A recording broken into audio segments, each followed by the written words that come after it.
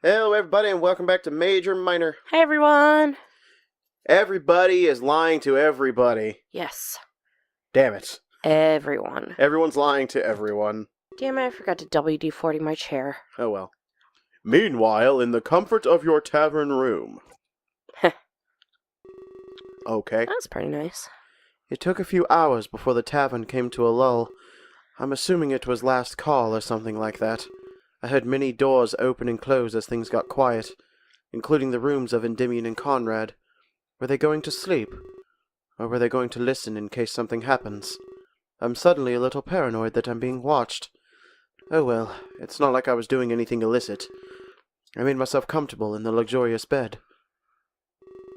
I'm not sure if I dozed off or fell asleep, but before I knew it I was jerked into coherence. There was a loud knocking at my door. I took crooked steps toward it, utterly groggy. I rub my eyes in an effort to make my vision clearer. The knocking starts to get more vigorous in nature. I can hear someone panting on the other side. It sounds like someone is panicking. This kicks me into high gear as I rush to the door, but when I open it, I'm not sure who it is. Oh! Oh, thank goodness, you opened the door.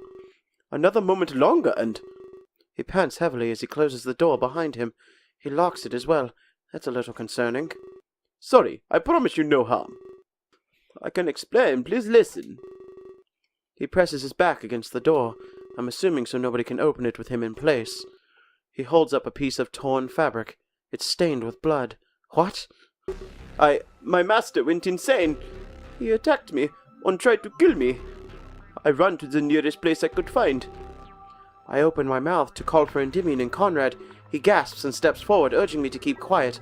He says he doesn't want anyone to know where he is. He steps towards the... Why would he run into your room? He steps towards the middle of the room. He places his hands on his head in confusion. Why? Why would he do this to me? Pla was always a kind master. Pla? That's the one Endymion Conrad wanted to oust. He attacked his servant? Why would he do that? Suddenly I realize the urgency of the situation. If anything, this man's testimony could be invaluable. I ask him his name and give him mine in turn. Of course. My name is Riley. Thank you for your shelter, David. I nod. I start to feel uncomfortable near the door. I move away and place in between the door and myself. I stand against the wall, my back pressed against it. I won't be here long, I promise. I just need to gather my bearings. It was a shocking thing, you know. It's all just thrown me for a loop. You never expect these things to happen. It's so sudden, and I'm just scared. I notice his demeanor suddenly changed, almost like his panic vanished in an instant. He seemed to calm down rather quickly. He places the bloodied fabric on the floor. Why in the world would he do that? I decide to ask him what he's doing. Sorry. It's just making me relive this. I got to get it out of my hands for good, or else I'll keep dwelling on what happened. He stands up and looks me in the eye. He's putting evidence on the floor is what he's doing. Uh-huh. He stands up and looks me in the eye. And it needs to look like you struggled. You'll have to forgive me for this. In that moment, and in an instant, he is upon me. He pins me against the wall, squeezing my throat. I start to panic and I try kicking him off, but I can't. He uses his own feet to keep mine in place. Shh. Only dreams now. I try to pry his hands off my throat, but he's strong. I start to lose my strength, my vision fading. I slide down the wall as my body becomes weak. He growls fiercely as I start to lose consciousness. The last thing I notice is the look on his face. He displays pure regret, like he didn't want this. In the last few moments, I hope that someone rescues me, but it doesn't happen, and my vision fades for good. Sleep well, savior. The achievement was called Breathtaking Events. Throne room? Throne room. Well then, Rayo. Things are becoming more complicated. Many men aspire to usurp my throne. And this time they're getting close. Closer than I'd ever expected. It's almost like a pure game to them. But it's trivial in the face of our goal. It's fun to watch, though. It seems that Righty suspects you, but his theories are incredibly wrong. Indeed, a fault for being secret. People think that I have something to hide, or that I bear some sort of ill intent. Perhaps I should have been open about this. It would have been more noble, at least. Noble, yeah, but not fun. I like the idea of keeping it secret. Rayo, my goal here is not to have fun. I seek a very important change. But my end of the bargain still stands? Yes, Earth is yours to play with. I have no need for it anymore. Not while David is present on Terra. Well, about that. I'll be sending David back to Earth. At least for the time being. Why? They have to keep up appearances. I can't just rob them from their home. We have to juggle here, Velasquez. They have 2 lives to live now. But don't worry. I'll bring them back. I just have a plan of my own to enact. A plan of your own? Indeed. Life in Tokyo is going to change. Things were just too boring before. I decided to shake it up a little bit. Oh, Jesus. I see. You'll find out what I mean soon enough. Things will get harder for David, but it will help them realize their role. Being the savior isn't all fun and games. A great danger will soon befall Tokyo, and it will claim the lives of many more. So the art guy is straight up a bad guy. Seems like it. Where am I? And what's going on? I remember getting choked unconscious by Riley. But then why am I still conscious? I feel awake and disconnected. It's like my spirit left my body or something. I'm still fully aware of my surroundings, or at least the lack thereof. Even so, I feel disconnected from my body. Is this death? I feel a large rush of speed, much like the first time I was sent to Terra. This time I'm able to bear the pain more easily. And as it subsides, I hit solid ground with a thud. First, my sense of touch returns. I'm face down on some sort of carpet. Wait, the hotel room carpet. Back on Earth? As my sense of sight returns, this fact is confirmed. My instincts want me to rise to my feet, but as it stands, that's currently impossible. I tried to move my hands, but they're frozen stiff, and I mean that in a literal sense. I'm so cold. How long was I lying here? Did the hotel not have any heating? After strenuous effort, I'm able to move one finger. Then soon after, I can move another. Then another. I focus on this until I can move all of my digits. When this is through, I have control of my hands. I use them to push myself up. Then soon after, I can move my feet as well. I bring myself up to a standing position. That was odd, almost like I had to defrost. Probably because you were thrown back into your dead body. Yep. And rigor mortis is a bitch. I scan the room and notice Keela is lying on the floor. We're in the same spots as we were before. Like we hadn't moved since the news report came on. But sun enters the room through a nearby window. It's not night anymore. Day has broken. I rush over to his body and kneel down beside him. I give him gentle shakes while I call out his name. He's frozen stiff, just like I was before. He's cold to the touch, like a lifeless corpse. I start to panic and shake him even more, my voice becoming more desperate as I call out to him. After a few straight minutes of this, he starts to move. He follows the same procedure as myself, first the fingers, then the hands, and so on. Moments pass, and he stands up in confusion. Huh? What happened? Did I just... He rubs his eyes like he's waking up after a long sleep. He lets out a yawn and stretches, utterly confused. My body is so stiff. Mine is as well, but I brush that fact aside. There are more important matters at hand. I ask Keela what he remembers about last night. Clace! I must have passed out in shock. I think it's all a blur. Please tell me that it isn't true. If he died, then what happens to us? I don't want to go home, David. I must have been dreaming. Please tell me I was dreaming. He grips my shoulder and shakes me a few times. It's like he's demanding something he knows isn't real. But I can't let him live in some sort of fantasy world. He has to know the truth of what happened, and so I let him know that it was true. Clace passed away last night. He was murdered. No! I want him to come back! I want to bring him back! I'm not sure how to respond to him. It's very clear that he's in denial. He starts to pace around the room, talking to himself. Soon enough, it seems like he's forgotten that I'm here. But that's not the only thing he's forgotten. I realize that Clace's death is all he remembers. He doesn't mention Terra, like it never happened. Why would he forget if I remembered? Does it have to do with me being the savior? If so, then why was he even brought at all? It's very confusing, and I skipped the arc this time. I have no idea why, and I'm filled with questions. I thought I was needed in Terra to save it. I can't believe it, but I want to see that man again.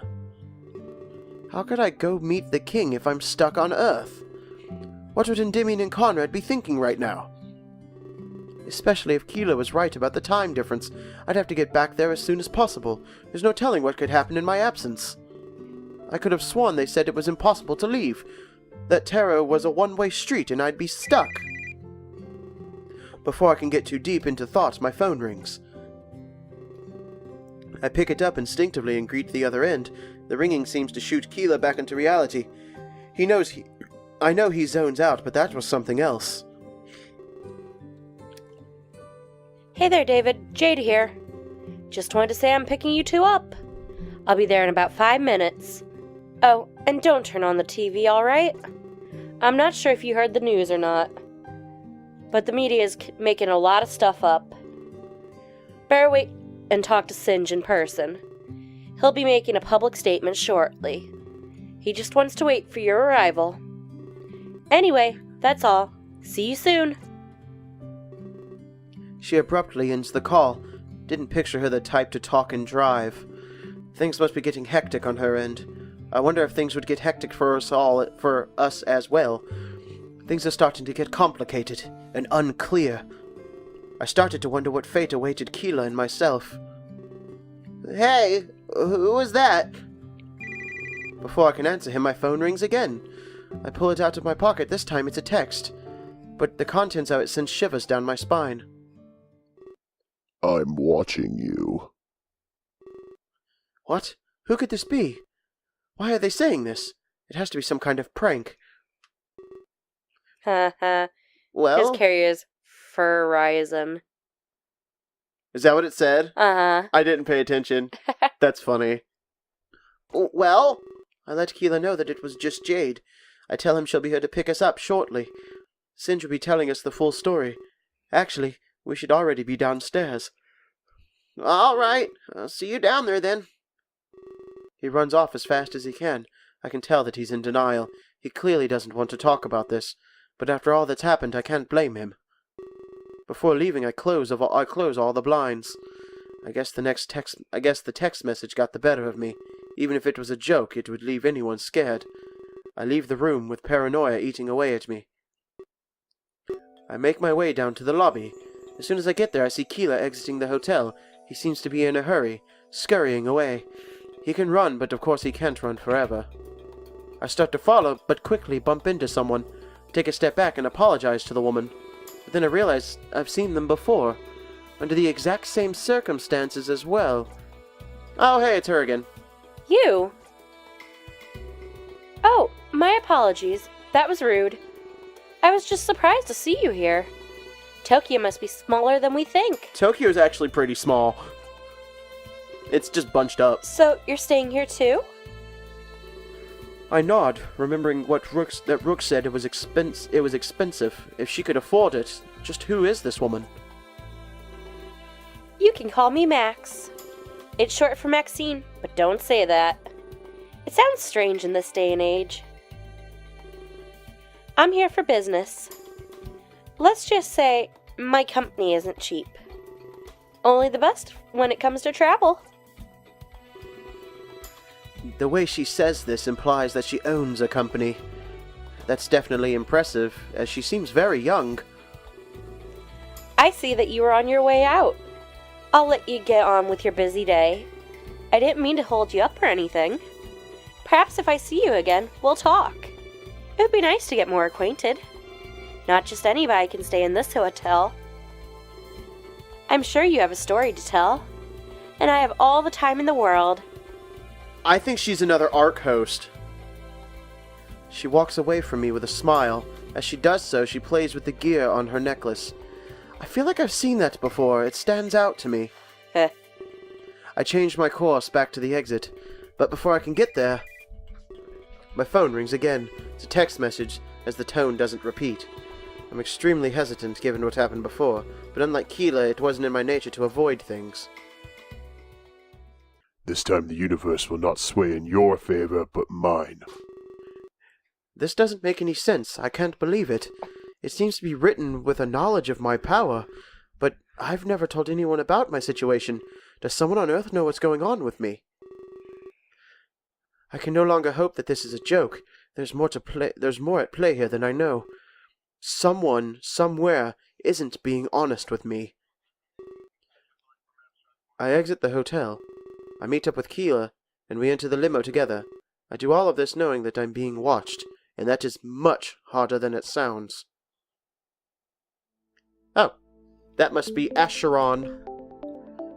I mean, he's wearing a flak vest, so I'm going to call that bodyguard attire. Yeah. As soon as we enter, we take our seats. The first thing I notice is that we are not alone. Rather than the front, Inumi sits in the back. Oh, you get to voice Inumi. But he's not alone. He's sitting with someone new. Since I've never met him, I introduced myself. I know who you are. Oh. I contemplate whether or not to offer him my hand, but at first glance he doesn't seem like the type. As I've learned, not everybody is into handshaking. You're the, lucky two. That requires a lot of dedication, you know. But that's the trait I admire most. He gives a wide smile to Keela and myself. He offers me his hand. I guess I was wrong. I accept, and he leads it with a firm grip. Keela, however, does not and remains seated. I let this man know that Keela was in shock, especially after the events that happened last night. I understand. This must not be easy. By the way, you can call me Acheron. I was hired to ensure your safety. I'm told that you will learn more shortly. I'll refrain from giving anything away. Leaking information would be irresponsible. He reclines back in his chair with a relieving sigh. So we have someone to protect us now. That's awesome. Suddenly I'm not as worried about those text messages. He looks equipped enough to take on any trouble. Unless he was the one sending him. But I still feel sorry for Keela. He's acting odd. I'm sure that given time he'd come around. At this point, Jade starts the limo up and drives away. I'm not sure how long it'll be until we arrive. But I need to sort this all out in my head. It's crazy. So from what I can tell, I'm now being watched. This person seems to know about my power as well. That perplexes me, because I thought it was a secret. In fact, I've never told a single soul about the Ark. Maybe I wasn't the only one who's been to the Ark. Didn't the name Acheron come about by someone from Terra? No. It was Singe and Jade talking. She said she had... No, but his name came up before that. I don't think so. Maybe it was just when we saw the new save screen. Could be. Never mind. Back to this. There was more to this, and I just needed to know. Hopefully I would learn more as the day progressed. And with Acheron to protect us, it'd be safe. I'd be safe. I take a deep breath and close my eyes. At this point, Inumi breaks the silence. Hey, I have a question, David. What's 75 multiplied by 110? A woman asked me earlier. I didn't know. Whoa, I was not in a state good for mental math. And no matter what, that was just an odd thing to ask. Maybe he found the silence in the limo a little awkward. It's 8,250, Inumi.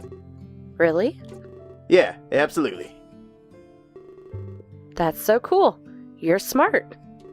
My big brother used to help me with this, but he was just so busy all the time. It's quite nice of your brother. I'd like to meet him, Inumi. It was Clace. Oops. Whoopsies. I'm sorry. My apologies. Oh, I have an idea. You could take me over. Or you could take over. You could take over and teach me math. You were the one making all the jokes earlier. It's my turn now. The teachers always said it was important.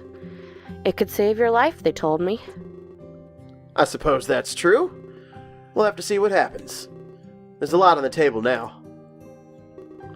I'm looking forward to Singe's speech. The silence will be broken by an official. He's the most qualified to speak about this. Singe is really smart. He knows what to say to make people happy. Maybe he can help me make me happy again. Oh, really? Yeah, it's never easy losing a loved one, but I'll make sure it doesn't happen again. Not while you're by my side, Inumi. Aw. He reaches over and rubs the top of Inumi's head. His hair gets messed up, but he enjoys it. A wide smile appears on his previously sad face. Okay, now that makes me happy. I was scared for all of our safety. I was worried we'd be next or something. Not on my watch, okay? Everybody'll be just fine. He smiles again like everything is completely fine. Acheron was really nice through his cold exterior. I feel bad for judging him at first glance. Earlier, and Inumi seemed like he'd be fun to hang around with. Before we could continue talking, the limo stops. That wasn't as long of a ride as I expected. Inumi gets up to leave, but Acheron quickly interjects. Not now, Inumi. Please let me go first. It'd be rude to expose you to danger. I'll make sure the coast is clear, okay? He's guarded politicians before. Yep. Because that's a politician thing. I love Inumi's tongue sticking out. Just... Blip. Wow, what a gentleman. He's definitely good at what he does. As he said, he leaves the limo first. A few moments pass, he waves us all out. I'm glad that the coast is clear, danger-free. It was time to get some answers, and meet Singe.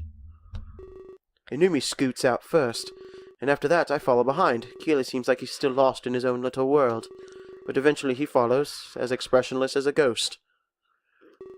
Outside, we're greeted to the sight of our home base. I guess this is where we'd spend most of our time. It looks beautiful with a complex modern design.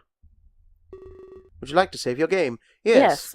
This episode's a little bit shorter than the other ones, but Thank goodness. I'm not mad about that. No.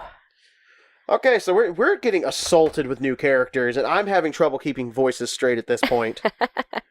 Tell me about it, dude. That's why I made Acheron so plain. I figured if he's a cop, he'll be, straight and narrow.